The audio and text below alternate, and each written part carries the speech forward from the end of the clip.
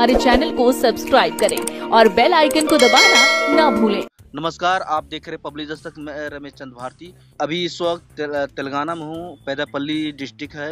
कुछ लोग हैं, उनसे मैं जानकारी लेना चाहता हूँ कि यहाँ पर जो प्रत्याशी चुनाव लड़ रहे हैं क्या माहौल है। मुस्लिम समाज भी हैं, SC ST OBC के लोग भी हैं। सबसे पहले अपना परिचय दीजिए। जी, मेरा नाम उज़्मा है। मैं पेदापल्ली की टाउन माइनॉरिटी इंचार्ज हूँ लेडीज़ की।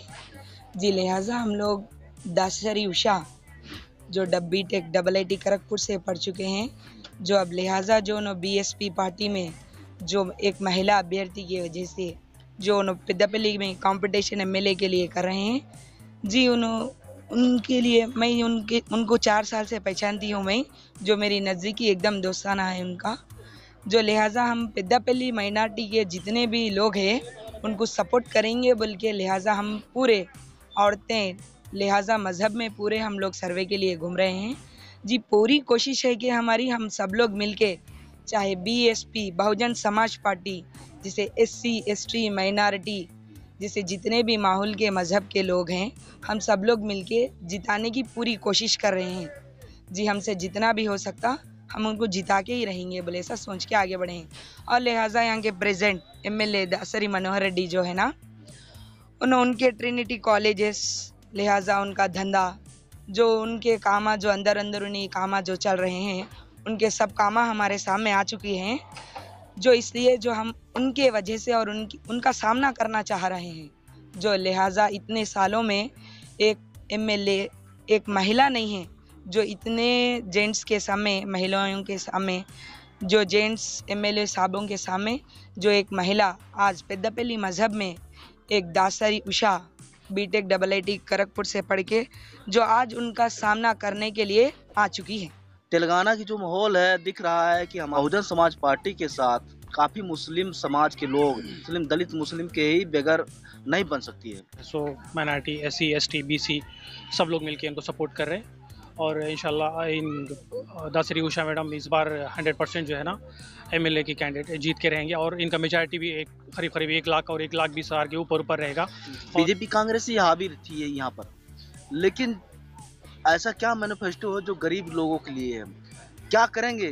चुनाव प्रत्याशी जीत जाएंगे तो दलित मुस्लिम गरीब जो सताए जा रहे हैं, आए दिन दलितों के साथ अत्याचार हो रहा है, आए दिन मुस्लिमों के साथ अत्याचार हो रहा है, उनको जब सत्ता में आ जाएंगे तो उनके लिए क्या कानून होगा? तेलंगाना BRS कांग्रेस जितने भी पार्टी से है हम लोग बहुत धोखा खा चुके हैं अब तक। लिहाजा हमारे जो आँख खुले हैं अभी जो उनको मैनिफेस्ट ऐसी है, लिहाजा हमारे तेलंगाना में पहले तो पढ़ने के लिए फ्री पढ़ाई होना है और चिकित्सा हॉस्पिटलों में जो फ्री ट्रीटमेंट होना है।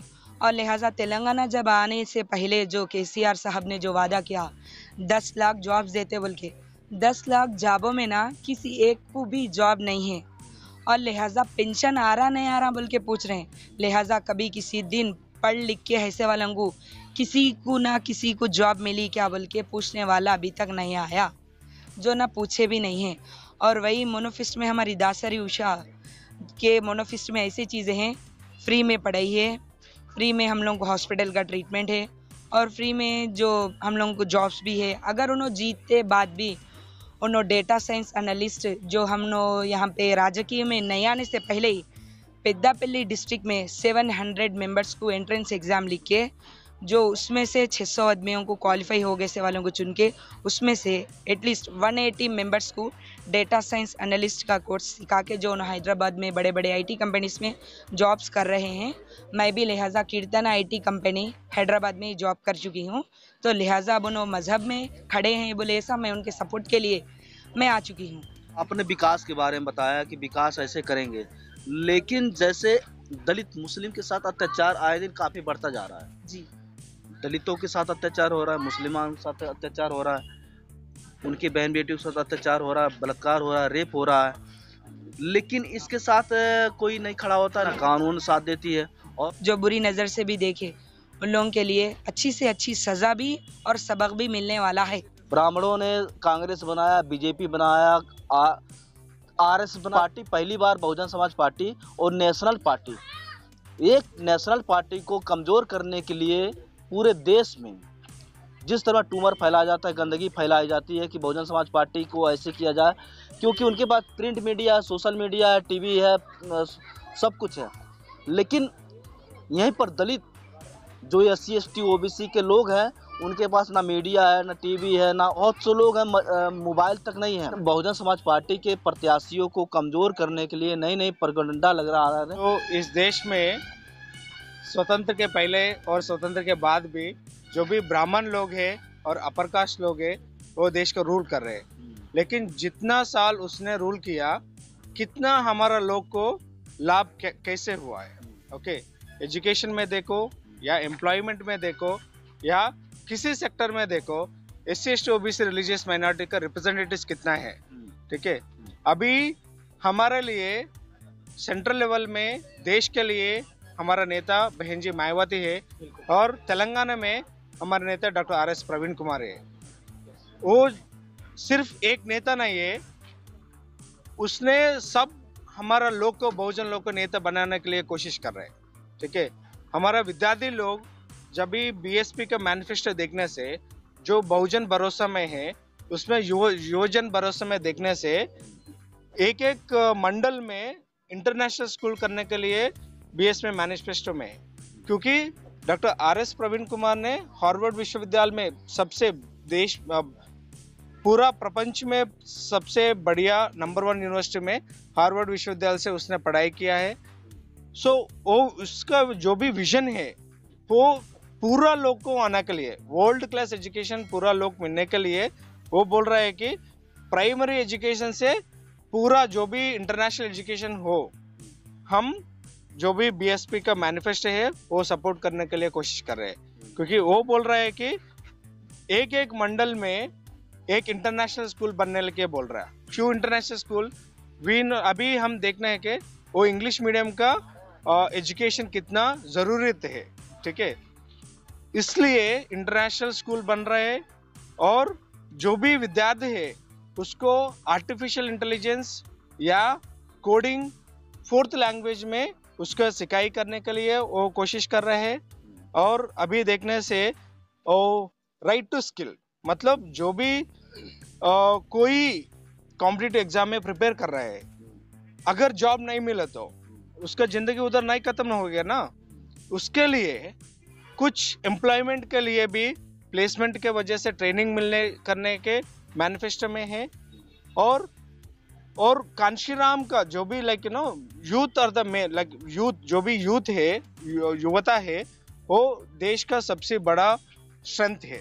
ठीक है, उसको इनपुट्स लेने के लिए वो शैडो मिनिस्ट्री करने के लिए, मतलब जो भी जैसा कैबिनेट मिनिस्ट्री है वैसा शैडो स्टूडेंट मिनिस्ट्री भी करने के लिए BSP का मैनिफेस्टो है। सिर्फ ये योजनाओं को नहीं है, जो भी कॉन्ट्रैक्ट है अभी देखने से प्राइवेट सेक्टर में या जो भी कॉन्ट्रैक्ट मिल रहे हैं सिर्फ अपर कास्ट लोग को मिल रहा है। जो भी कॉन्ट्रैक्ट है उसमें कॉन्ट्रैक्ट में भी 80% रिजर्वेशन लाने के लिए BSP मैनिफेस्टो बोल रहा है। ठीक है, इतना सोच समझ कर हमारा बहुजन लोग को लिए BSP मैनिफेस्टो ने प्रिपेयर किया है। इसलिए हम स्टूडेंट्स से पूरा तेलंगाना समझ कर रिक्वेस्ट कर रहे हैं कि BSP के मैनिफेस्टो को पढ़ो, उसको समझाओ और दूसरे लोग को भी समझाओ और आपका परिवार भी समझाओ, आपको दोस्त भी समझाओ। और BSP के वोट डालने के लिए मैं पूरा तेलंगाना प्रजा को लोग को रिक्वेस्ट कर रहा हूँ। बहुजन समाज पार्टी को आगे बढ़ाना चाहिए, पूरी तरह इकट्ठा हो रहे हैं। अभी पहले जब मैं तेलंगाना से बात कर रहा हूँ, जब RSP BSP में ज्वाइन करने के पहले जितना इकट्ठा नहीं हुआ है, जब RSP ने BSP में ज्वाइन हुआ है, लोग अभी इकट्ठा होने के लिए बहुत कोशिश कर रहे हैं। ठीक है, जितना होना है उतना नहीं हो रहे हैं, लेकिन जितना टाइम में इतना काम कर रहे हैं उतना लोग आ रहे हैं। और अभी पूरा स्टूडेंट लोग का रेस्पॉन्सिबिलिटी है, जो भी एजुकेटेड है उसका रेस्पॉन्सिबिलिटी है, सिर्फ पार्टी लोग का रेस्पॉन्सिबिलिटी नहीं है। जो भी समझदार हो, जो भी एजुकेटेड हो, उस लोग का पूरा समझदार होने के लिए कि हम BSP को सपोर्ट करने के लिए कोशिश करना चाहिए और पूरा SC ST OBC religious minority को इकट्ठा करने के लिए कोशिश करना चाहिए। जो भी मैं अभी इस बात पर एक इम्पोर्टेंट चर्चा बनाऊंगा, जो भी दूसरा पार्टी में जो भी चमचा है, ओके, मतलब हमारा लोग दूसरा पार्टी को लिए काम कर रहे हैं, चमचागिरी कर रहे हैं, उसको तुरंत वो स्टॉप करना चाहिए। और जो भी हमारा पार्टी है, हमारा लोग हमारा साथ आने के लिए कोशिश करना पड़ेगा। हम बहुजन लोग 99% है, जो भी अपर कास्ट है 1-2% है।